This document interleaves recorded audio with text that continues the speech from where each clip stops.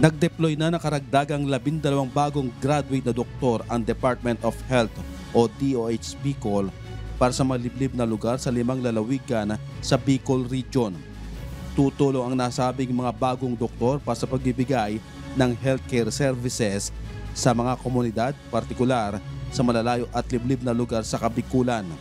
Sa ilan ng Doctors to the Barrios o DTTB program ng DOH Bicol, nanumpa na ang 12 doktor kay DOH Undersecretary at Concurrent Regional Director Dr. Nestor Santiago Jr.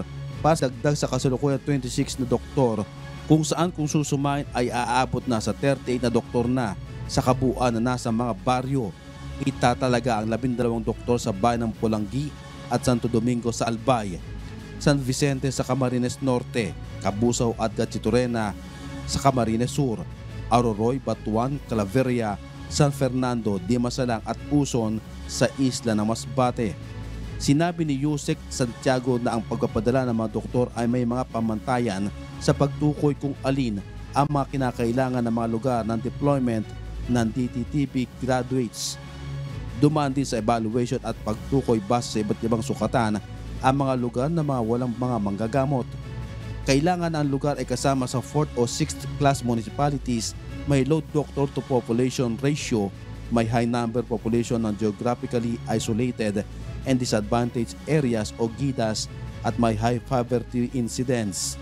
Magsasagawa rin ng regular medical consultation at referral sa mga critical case para sa higher health facilities, pamamahala sa health information system, health emergencies, disaster preparedness at responsive activities na may kaugnayan sa kalusugan ng publiko.